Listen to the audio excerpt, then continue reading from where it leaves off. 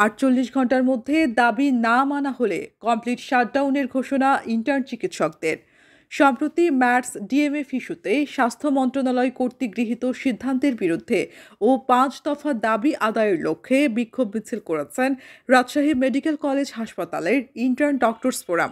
মঙ্গলবার ১৮ ফেব্রুয়ারি দুপুর ১২টায় রাজশাহী মেডিকেল কলেজের সামনে তাদের কর্মসূচি শুরু হয়। পরবর্তীতে মিছিল নিয়ে তারা রাজশাহীর সিভিল সার্জন অফিসে যান এবং ৪৮ ঘন্টার আলটিমেটাম দিয়ে তাদের দাবিগুলোর স্মারকলিপি জমা দেন।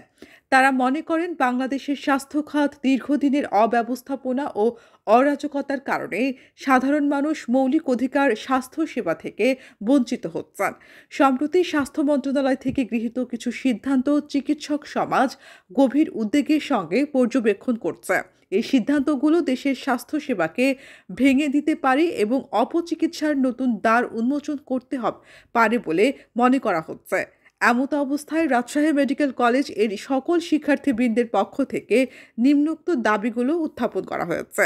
দাবিগুলো হলো এমবিবিএস বিডিএস ব্যতীত কেউ নামের পূর্বে ডাক্তার লিখতে পারবে না। উক্ত আইনের বিরুদ্ধে করা বিএমডিসির বিরুদ্ধে করা রিট ৭২ ঘন্টার মধ্যে প্রত্যাহার করতে হবে ও বিএমডিসির রেজিস্ট্রেশন শুধুমাত্র এমবিবিএস বিডিএস ডিগ্রিধারীদের দিতে হবে।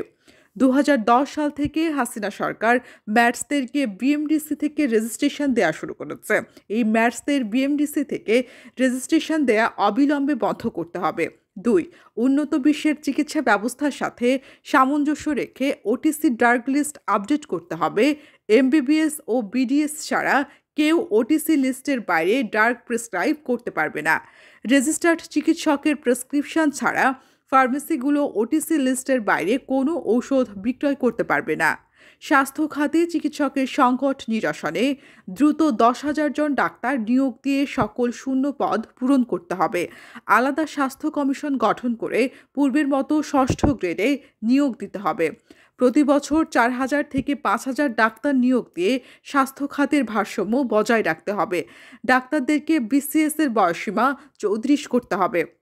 সকল মেডিকেল অ্যাসিস্ট্যান্ট স্কুল, ম্যাটস ও মানহীন সরকারি ও বেসরকারি মেডিকেল কলেজসমূহ বন্ধ করে দিতে হবে। ইতোমধ্যে পাশ করা ম্যাটস শিক্ষার্থীদের স্যাকমো পদবি রহিত করে মেডিকেল অ্যাসিস্ট্যান্ট হিসেবে নিয়োগের ব্যবস্থা করতে হবে। নতুনভাবে ম্যাটসে ভর্তি বন্ধ করতে হবে। ম্যাটস স্টুডেন্টদের প্যারামেডিকে প্রবেশ দিয়ে সম্পূর্ণভাবে ম্যাটস বন্ধ করতে হবে। এই দাবিগুলো ৪৮ ঘন্টার মধ্যে মানা না হলে কমপ্লিট শাটডাউন, মন্ত্রণালয় ঘেরাও সহ লং মার্চ টু ঢাকা কর্মসূচির হুঁশিয়ারি দেন তারা।